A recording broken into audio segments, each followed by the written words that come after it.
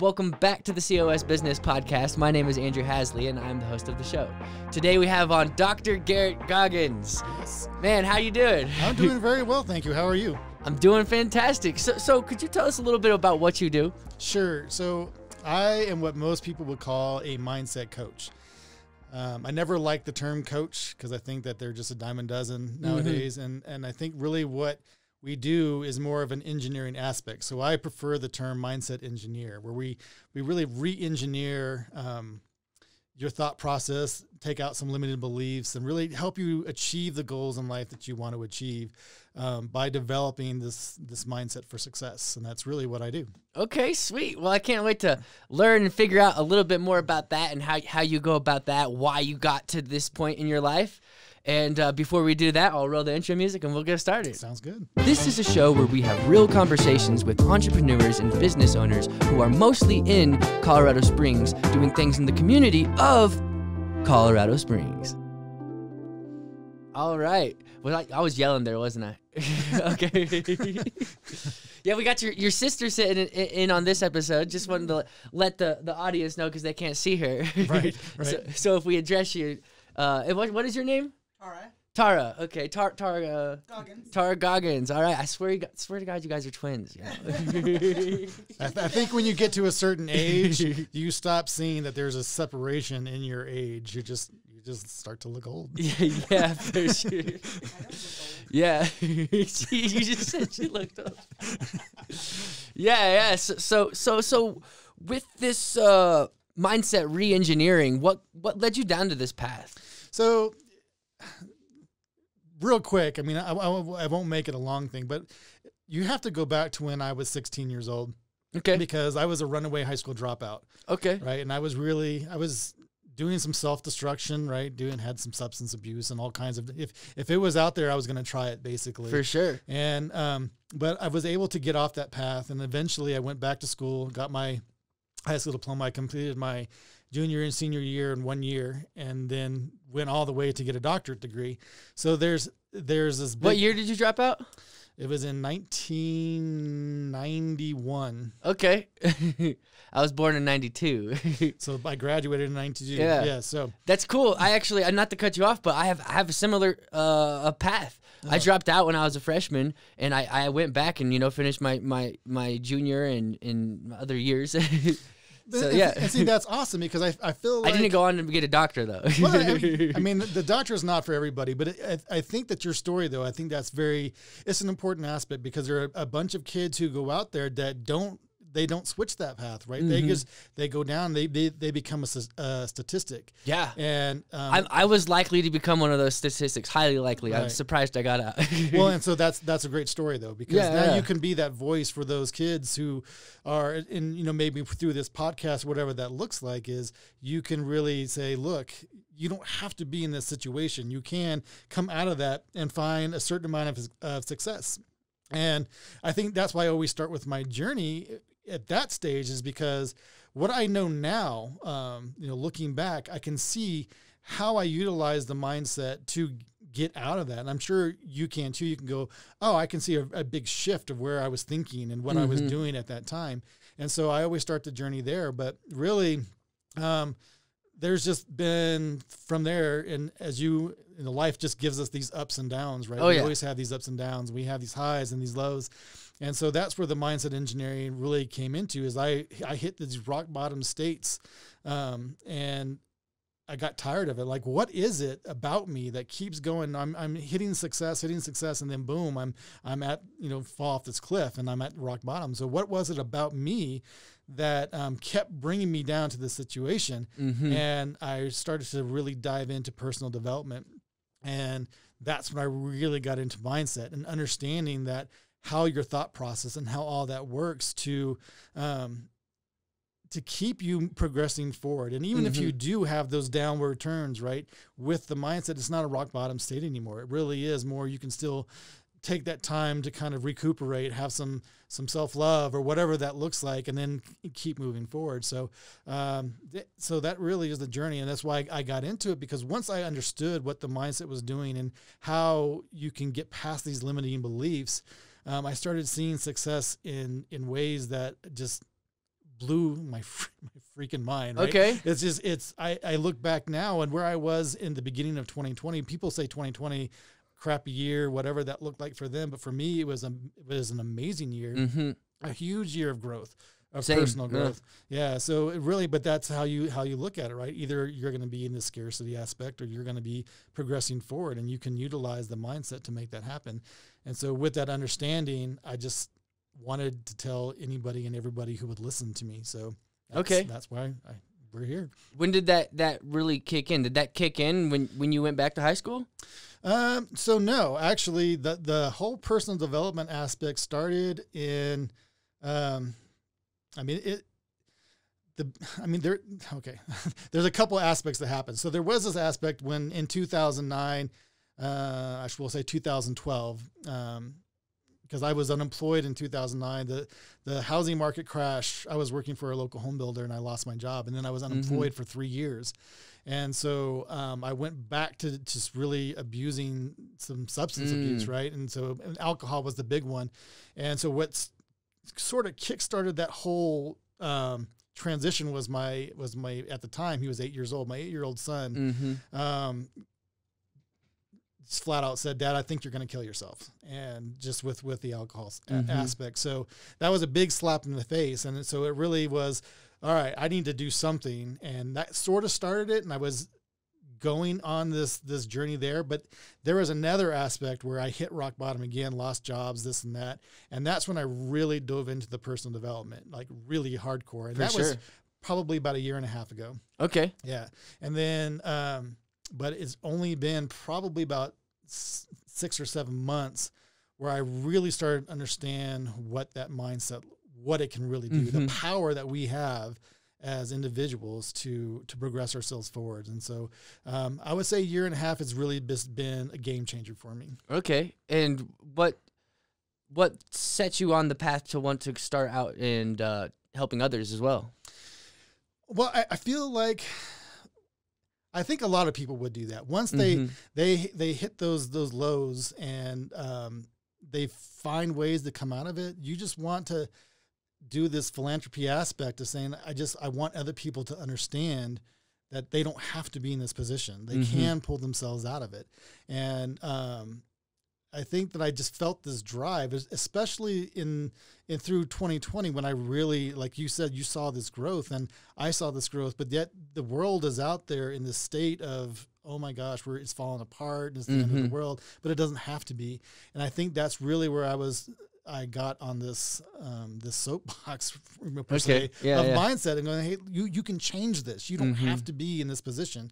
And that really is what was my driving factor, I think, is just seeing where we are as a nation or as a world and wanting to try to make a difference in someone's life. For sure. So what were some of the materials that you first discovered when embarking on this journey? So that's actually an interesting story. So it was a lot of reading, right? So I think with my doctorate, I learned how to do some research and dive into books and for sure and start to pick out some aspects that were quantifiable, and you start to see these patterns in all the books that you read. And but there was this interesting aspect where there's just one particular book. It was called The Science of Getting Rich.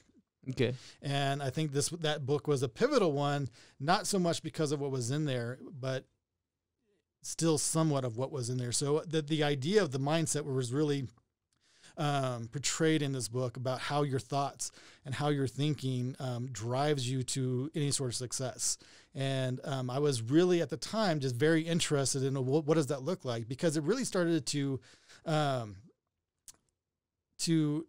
give me more of this understanding of, I'm a religious person, so there's this faith aspect, but it helped me to understand the backing of how faith works and what that looks like. Because when you have faith in something, you're in that mindset, you're in that positive mindset, and it drives you forward, right? It just it lifts up your vibrational state, and it's what really causes the successes. But what was interesting, I was midway through that book and I was like, I really want to know more about this. I really want to know more about this, and sort of putting that thought out into the universe or whatever you want to say.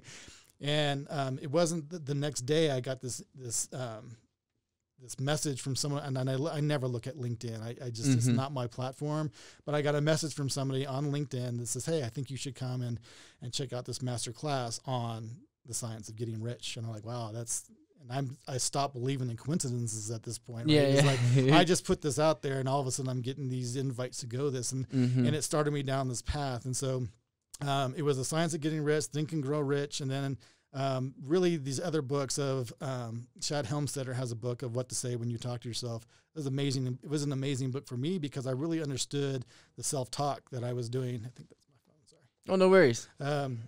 So it was just a lot of reading that was just, propelling me forward and really developing those, tools that these authors were putting out there, and exercises that you can do to develop the mindset. What are some of those things that you say to yourself? Well, I think what to say when you talk to yourself? Yeah. So, Chad Helmstetter, he goes off and there's different levels. So a lot of people, and you'll hear it once you kind of understand what's going on. People are, I am something. So my big thing was, I don't like to do this, or I don't like to do that. And you start to understand that you are what you say you are. So if I'm telling myself that I don't like this situation, or I am a person who has high anxiety, I am this person, your body is going to produce those emotions or whatever to justify that thought process. So when you flip that and you start saying, I am successful, or I am something, that I am statement is so very powerful. And your subconscious mind doesn't know the difference between fact or fiction. It just knows that whatever message you're sending it's going to produce the emotions that coincide with that conscious thought. And so, and it'll start justifying it and believing it. Right. So if you want to be the CEO of a company, step into that person. Start saying, I am CEO quality. I rock this. And your body is going to elevate itself to be that person. And so that's those it's those affirmations that a lot of people are like, oh, affirmations are whatever. But once you start to utilize them, they're very powerful. Yeah, it's exciting to think about, Yeah. I was just thinking about how my coach, he told me to step into my shoes about 2 years ago. And he was talking about, being a business owner as opposed to just a freelance, videographer or whatever. Right. And so it was cool. I just had had a thought with a similar experience of that. and you've done it, right? Yeah, so and that's why it was exciting. It was like just looking back, and it was like the transformation that happens. Just because I was thinking about a time when I was working construction, and it just seemed so like I wanted to do it. I knew I could do it, but I didn't really believe it. Right. So it's interesting of the shift, Yeah. Well, I think that's another important factor is your belief system. Yeah. So you're only going to go as far as you believe you can go. And so that's when they get into this limiting beliefs. Yes. That's what they're talking about. So if you don't see yourself as, a successful business person, you're never going to become one. And so it really is this idea of this self-talk, these self-affirmations of I am that person, and I can envision myself being that person, and then watch the energy levels and the things, and watch who you are just magically change. It's really an interesting aspect. Like you do step in to that person, and then and a lot of times you don't necessarily know when that actually happened, but you look back and you're like, wow, I've changed. I'm this completely different person from who I was, a week ago, yesterday. Like tomorrow you'll wake up and be completely different from who you are today, because you're constantly growing and progressing in that person that you stepped in to be. For sure. And it's just interesting to think about, because where do we draw the line of becoming what we're supposed to be and delusion? You know what I mean? Like, are you saying that and like it's far from reality, or are you saying it and it's far from reality because you're trying to make it happen and it's just you're not there yet? Like I just had that thought. I've never really looked at it that way before. Well, I think reality is what you make it. Yeah. And so we can say some person's crazy because they're thinking this, but if you look at most of this, any person who's found any amount of success, they envision that way before they did that, right? I call it delusional optimism. Yeah. And whether it's delusion or not, it is, you can. it may seem delusional to the outside world, but society has put that limitation on us, right? So we have limitations that we set for ourselves, but then we have this societal aspect of saying, you came from this background, so therefore you can the Wright brothers were delusional to think they could throw metal through the sky. Oh, absolutely, yeah, and they did it. They pulled it off. So whatever that delusion looks like, give me more. Right? Yeah, exactly. Yeah, and so that's just an interesting thought I had about that, because it's like maybe there is a fine line between that, and it may be right for some people to know when it actually is, to cut ties from something, right? Because you can want something and believe it all you want, but if it's not happening like over 18 months or over a certain amount of time, maybe reassess or something. Well, you do have to assess, because if it's not happening, then you have to look at the aspects of why. And a lot of that, if it's not coming to fruition, then I'm a firm believer that if it's not happening on the external, then there's some work that needs to be done on the internal. Yeah, for sure. Because again, those belief systems, you're only going to progress past or up to that line that you believe that you can go to. So if you're not going past that, we have to look at, say, okay, well, how do we increase the confidence? How do we increase your belief system to say that you can do that? And then you'll see, as you elevate that, you'll progress forward more. So if you're not finding the success you need, then there's work that needs to be done. For sure. And it's a lot of times success is a very complex problem. Yeah. And for the brain to figure it out, it may take a lot of trial and error. Well, yeah, it does, and it takes a lot of awareness. Like you really, so for coaches, they do the reading, they put in the work, and they find these tools, and there's exercises that you can do. That it doesn't have to be complicated, but you just, a lot of people aren't out there looking for. They look at self-help books or whatever and kind of just brush them off. But not all self-help book is a bad thing.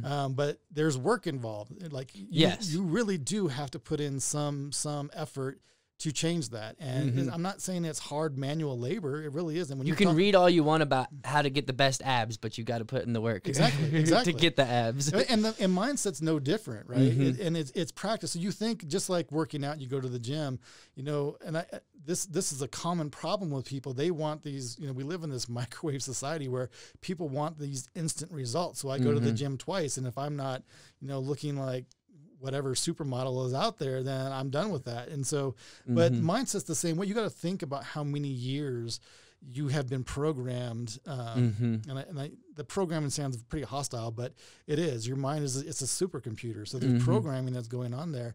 And think about, you've been raised from the time you were born to 7 years old. All you did was take in all this information and these belief systems that aren't even yours. They're your family's, your friends, your family's friends. And you take that in and you develop this belief system. And that's just a programming, right? So, but you look at a different family who wasn't raised in the same environment, and their belief system's completely different. Is it wrong? No, it's just different. Yeah. So that programming is there. So but that's years of you going through this and taking on other people's beliefs and you forming your own beliefs. But you can shift those. You can shift those, and in record time, you just have to have the right exercises to make it happen. Yeah, for sure. And everyone's journey is different, Right, exactly.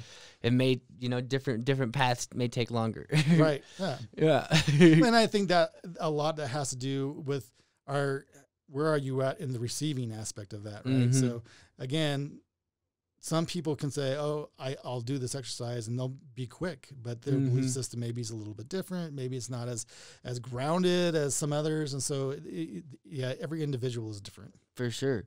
So as a business, because this is a business, right? Right. And how do you grow this business? What are your goals with this business, I guess? That's an interesting question, because the goal for me, and I think for any coach aspect, is they just want to touch as many lives as possible. And so it's just getting my story out there, because I feel like like, again, there's so many coaches out there, and one's not any better than the other. It's just how does our story relate to other people's stories? And I think that's how that growth as a business happens, is you start to appeal to people like you, right? You sit there and said, hey, we have this thing in common. One's not better than the other, but one is better than the other for someone else. Exactly, because we relate to things, and so you'll find that person who's relatable to you. We were both runaways, right? We both dropped out of high school, whatever that looked like. And they're like, oh, I can relate to this person. And look what he's done. And so I think that's how you grow the business, is you just find those people who are attracted to your story. And how do you find those people? Networking. And that's been hard to do lately, right? So you can do it online, but I think you lose a lot of that. I think a lot of people don't feel like you have that energy level when you're online, and it can happen, but it's just different. And you have to be able to get out, and I'm seeing more and more where you can go out there and do that. And what's very interesting is when you do get out to network, the velocity at which you meet people and you start doing that, we'll say the law of attraction, right? You start to attract all these people. Oh yeah. It's been pretty crazy. So the past few months has been just insane for me as far as growing the company. So, how long have you been networking? Actively networking? Well, so we have the two businesses. So actively networking, for the one business, we've been doing it for a few years now. Okay. For this one, it's only been in the last 6 months, really, that I've actively been out there. So you guys were going to Million Cups before COVID? I think Tara was for the web design company. She had attended a Million Cups and a couple other networking things with. We run a lot of these networking things. There's a lot of the same people there. So Brandy Nunez and Danielle McCarthy and all those people. Different meetings, but Million Cups was one of them that we would go to. There's the Tuesday night one that happens once a month. Power Connectors? Front Range Power Connectors, So we've been doing that for the web design company. But then, when I started this, it was kind of, and I don't know if it's been difficult, but people have already put the face of my sister and I to Webinit. And so to let them know that there's another aspect. Well, I didn't even know. I seen you guys over the Webinit, or how do you spell that? It's just WEBBIN. Okay. Apostrophe Nice. IT. Yeah. So my first introduction to you actually was through the coaching. So through social media and just seeing, because you're being active on there, and social media is networking if you're doing it right. Exactly. Yeah. Well, and you find those right people, and you'll see with Webinit, it's there was a little hiatus because of COVID. We're starting to bring back some traction again, so you'll see more of that company on social media, but. I really have been taking this opportunity, and again, with the mindset piece, you start to find these resources that weren't necessarily there before, and it seems like they just fall in your lap, and that's kind of been the case. So I met Jasper, and you had Jasper on your show, Jasper Axelrod, not too long ago, and a great individual, and all these people who are doing these collaboration aspect. And since I've been a part of that with the right people, my face as far as the mindset coaching has been out there a lot more. For sure. So you'll see that with Webinit as well, but it really has been a very interesting ride with the mindsets. Do you know Brett Curtis? I do not. Okay. I think he runs a website, design company, maybe more than just that. I'm not sure exactly what he does. But it's funny because you look a lot like him. And so I just like to draw random parallels. Right. Yeah, no, I don't think I met him. Yeah. So I got to get him on the show so that you can see that you look just like him. Doppelganger thing type. Yeah, but it's funny because you guys are both in like the web programming kind of role. So what do you guys do with Webinit?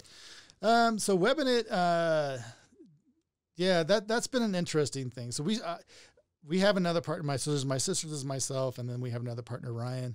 And we started Webinit with this idea that we really wanted to just focus on small businesses. That's always been a drive, and that's why we like to network so much in Colorado Springs, is because we're really focused on small businesses and helping them try to find their goals as a business through this overall web presence. And so we do the website design, development, search engine optimization. We actually it was Ryan and I started it, and then we brought Tara in because she just has such an amazing business mind, and she is very sociable, and she's more sociable than Ryan and I, who are those computer geeks, right? That sometimes tend to like to be behind the computer more than out in the open. So, and Tara's just been a blessing. Like, she really has taken that, the company to just a whole new level. So nice. Yeah. Well, we'll have to schedule a time for you to come on the show, and we'll talk all about that. Yeah. All right, sweet. So I'm gonna restart these buttons real quick, and then. Yeah. Okay. Yeah. But I do know how to make them run continuously. I just haven't got there yet. Yeah, I actually there's some competitors out there. There's no competition, is what I mean, for a certain hardware that I was looking for. By this I mean there's a $300 piece of hardware that can run multiple cameras in it, and it can do all this stuff. And above that one, like that one's like consumer grade. The ones above that one are like $1,000 that have like, you know, usually radio shows have that like within a radio station. Right. And so like the $300 one was like the cheapest one next to that. And I was like, man, I don't want to have to spend $300 on that. So I spent about 4 hours researching how I could figure out what's going on with this little piece of thing. And so I figured out how to use OBS which is software that's open source and free, right, that can do everything that's inside this little box, and I can just run both my cameras to my computer, and it'll just control. It'll be the controller that hardware thing is. Yeah. And you know, that thing has its uses. I mean, it has, and like what's cool is with OBS, I can use my keyboard as a switcher. Yeah. So I have more buttons on the keyboard than I would have on that piece of hardware. It does look cool, and it's sleek, and it's portable, and like it's worth the value. But what's cool is that thing's $300. I could build something similar for $150 that only cost me $60. So that's why I was starting off with competition. Like I could, that's a good markup. right. Yeah, definitely. So if I can like cut their price in half while doubling what it cost me to make it, that's perfect. That's arbitrage right there. That's money. Look, I'm giving out free ideas. Free ideas. Are you taking notes? So I am excited about that, because podcasts are, you know, being more prolific every single year. So I can see the need of that piece of hardware being useful even today. Even a year ago, it could be useful, but even since COVID, it's even more demand, I think, for that kind of hardware. That's why it probably hasn't been created yet at that low rate, because the demand really just started really kicking in 2020, and so yeah, I don't know why Ient on that tangent, but I did. Well, right, that's good. So I do a podcast as well. I don't think has reached as many viewers as you have. So you obviously have done something right. But I appreciate what you're saying. Mm-hmm. And I love the fact that you do this and you just highlight these businesses. To me, that's just, I don't know. Especially today, like people's stories, these businesses' stories have to get out there, and it's a game changer. They don't feel so confined. They don't feel like they're oppressed when they can come on a platform like this and say, "This is who I am. This is why I started this business, and this is my goal."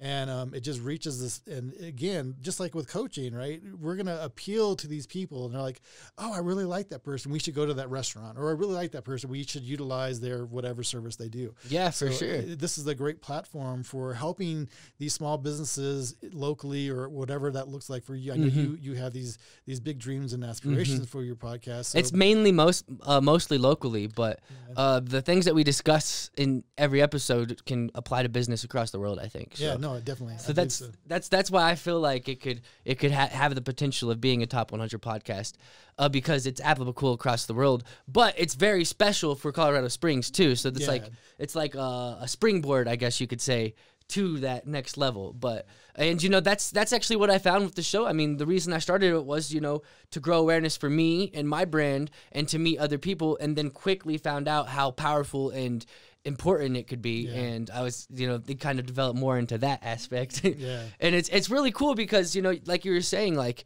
it really does give business owners or people wanting to start a business, or even, you know, some struggling businesses because of COVID, some high quality content for them to release their message on, because I'm putting the works into this show. So it's like they're getting some like high quality content that they could even like take if some guests ask, most don't really ask, but if they do ask, I guess I'll throw this out there. I mean, you guys can chop the episode up and post it on your social media as much as you want. So yeah. I don't hold rights against you guys from doing that. I would just share whatever you do. I think that's that's another aspect, because that helps you, right? We share, for sure. We share your aspect of the podcast piece, and it gets our message out there. So just sharing on social media is it's just huge, right? So for sure, and that. It's again, it's that collaboration aspect where you're giving this service that I can come on here and have this voice. So why not share it to my tribe? For sure. And that gets your voice out there, your podcast there, and be like, oh, I really like Andrew. I should listen What's cool, more. and you guys know about SEO, is like the backlinks on my stuff is building tremendously. Yeah, like I'm sure. the YouTube algorithm is actually starting to pick up this show as of like a week and a half ago. Oh, nice. So I'm really excited about that, because once the algorithm starts pushing it out, like that's free promotion, you know. Right. Like it pushed it out to it got 90,000 impressions in like 3 days on one episode. It was, I don't know what the episode, I think it just hit right. Different backlinks, and like just building up. The algorithm also does keep track of, hey, this guy's putting out multiple episodes a week for months. So it notices that too. So it's like I got into video production because of YouTube. And so, like, I studied as much as I could about all that stuff, how to make a video, SEO essentially is what it is, title, thumbnail, description, and tags actually on YouTube don't do much purpose anymore. Like, they actually have like the lowest, like they don't really take that into account that much. But I guess it's still good to throw in the tags too. Yeah. But yeah, so there's all that stuff. What is your podcast called? Where's it available at? So my podcast is called Moving Upstream Without a Paddle, and everybody asked me about the title, so I'll just go ahead and tell you about the title. So the idea of moving upstream without a paddle is that as it pertains to mindset, right? When we go after goals, dreams, ambitions, or whatever that looks like, a lot of times we feel like we're going against this flow, right? And we are doing things in ways that we feel is 2 steps forward, 5 steps backwards, or we're not propelling forward. And so I've heard the statement that it feels like I'm moving upstream without a paddle. But if you flip that and just change the perspective and say, well, with the proper mindset, you can propel yourself up that stream with no paddle needed. So literally you're moving upstream without a paddle. So that it's spawned from this book that I wrote of the same title that just kind of builds these foundational principles of developing the mindset. And it's on, I have it on Anchor right now. So it goes to 12 different platforms, the Apple iPod, Google. The main ones. So and then some other ones too. Spotify, yeah. And then there's some other ones that you're like, well, I never even heard of that. But it's there. So hey. I get traffic coming from those other ones too, like 50% actually come of my traffic from the audio only versions. 50% comes from the other category that's not Apple or Spotify or Stitcher. Right. So it's interesting because those things still get reach. So yeah. So yeah. And it's good. Well, and mine is kind of the same situation, but I do it. It's really revolves around mindset. So the guests that I have on there, they have in this mindset of success, and they give.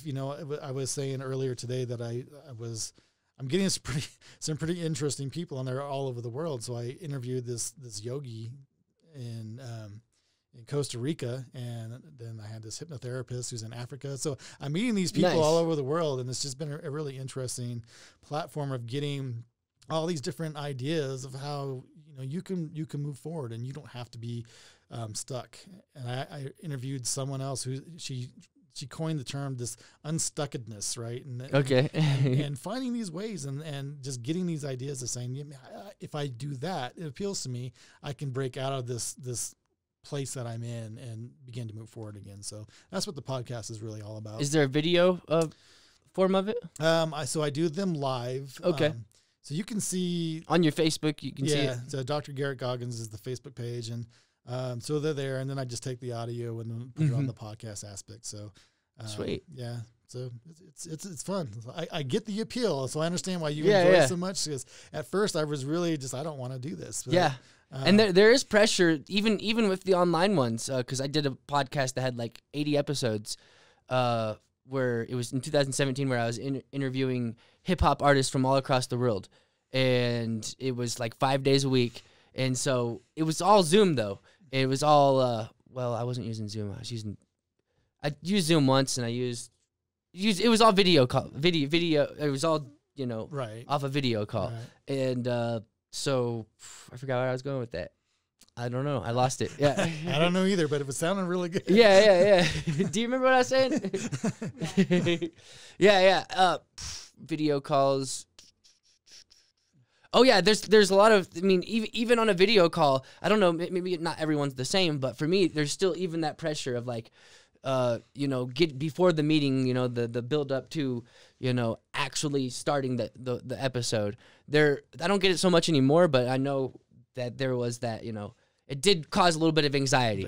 Yeah. Well, I think you put a microphone in somebody's face, and you realize that this is going out, and there are people who are going to be watching this. Yeah. And there is this. Well, yeah. And I still get that sometimes. Not so much really when I was doing it. The podcast started off where I was just talking, and that was very unnerving. Like, I'm talking to no one. This is so stupid. Can you hit the top of that? It's on the top of the. No, the green or the. It's on the top of the whole pad. It's not a digital button. Oh, there you go. There's a physical button on the top. I was trying to figure out how to describe it. I was like, I don't even know what physical buttons look. Yeah, what are they? Everything's digital now. Everything's digital. But so you put a microphone in someone's face, and they just like, oh, this is weird. Yeah. So there is a little bit of pressure. I know. I still even get that sometimes. And, it's just, I don't know what it is. I think it'll always be there. It's kind of like walking on stage before you walk on stage. How was that today, by the way? Oh, yeah. So I did that presentation at Million Cups, and that was outside of I don't want to say outside of my comfort zone. I mean, I've talked in front of people, but it's not the platform that I'm used to, right? So, again, we have microphones, but it's different. It's not like you can it's just a different thing, and there's actually people staring at you this time. Yeah. And then the presentation was fun. I think what kind of was interesting is they ask you questions afterwards, and you have no idea what questions are going to be there. 20 minutes of Q&A. 20 minutes, 6 minutes of story, 20 minutes Q&A. I thrive in the Q&A part, I realized. Oh, really? It's like I'm nervous the whole time I'm telling the story, but then as soon as people ask me questions, I'm like all relaxed. I'm there, I'm in it, and I'm not worried about anything. It's weird. Right. I guess it went okay. I felt like it went all right, and it's definitely like the stage aspect is something that takes some getting used to, but it's powerful, is what it is, yeah. Because you connect with people even deeper. And I've learned recently from doing an event with Purpose Pioneers. They had this event called where they were teaching people the power of booking, getting booked on stages. It's especially important for coaches, right, and authors and stuff like that, because what you're doing is like when you get on stages, like the amount of like leads that essentially just flow into you, right. Your cup runneth over. Right. Well, I think because it is that live situation, you have those people, and that is that energy, it's that transference of energy. People don't really understand that we have most of what we have is this vibrational state. And I was saying in the presentation this morning that, you walk into a room and you don't vibe with somebody, that's their vibration, right? But when you get to on stage and vibe literally is vibration. You're literally going out there and you're throwing your vibrations out there, and it starts to raise the energy in the room, and they ask the questions, and it kind of just lifts that even more. So it does become pretty a powerful platform to get your message out there. So for sure. Yeah. So is there anything you'd like to promote today? So I like to promote so I have this book, right? Okay. And I was told I should promote it more. So yeah. I'm going to promote it more. Books, podcasts are a very powerful platform to promote books. Yeah. You should go on 100 podcasts like over the next 4 months. and just promote this book. And the book isn't big. So again, I wrote the book. It has the same name as the podcast called Moving Upstream Without a Paddle. And it just really does have these foundational principles. And you can go, it's on my website at GarrettGoggans.com. And you can download it there. And so I'd like to promote that because it's free, and I'm always about trying to just give people that foundation to really start to develop the mindset. And if you go from there and you're like, man, I really would like to know more about this, then we can start talking about the client aspect and the mindset coaching, that I call mindset engineering. So I do have the program, the propulsion program, 6 months program that we can work and build that mindset. But nice. Read the book first. If it's something that appeals to you, then let's connect. And so you could read it in a couple hours. It's pretty small, but Okay, sweet. Are you familiar with Jordan Peterson? No. Okay, he's a pretty cool guy. I'm gonna have to look up all these people you're throwing out here. Yeah. Well, yeah, man. It was great having you on the show today. Oh, thank you so much for having me. It's different. Like, I'm on the podcast, so this is different being the guest this time. So nice. Total new experience, but I was so appreciative that you invited me because I have been watching you, and so this is a really good platform, and it's good to be on. Yeah, man, it was great having you, and I can't wait to see your progress and what you're doing too. Yeah, definitely. Yeah, man. So I guess we'll wrap this up. Anything else you'd like to mention or say? I would just say real quick to people, someone told me on the other day, just be yourself, like live in who you are. We talked about this at the beginning. Step into the shoes of that person you want to be. Mm-hmm. It's a game changer. So if we started off with that, we'll just finish with that. Just, become that person. And it's a game changer. For sure, man. Well, all right. This has been the COS Business Podcast today here with Dr. Garrett Goggans, and we'll see you guys on the next episode. All right. All right.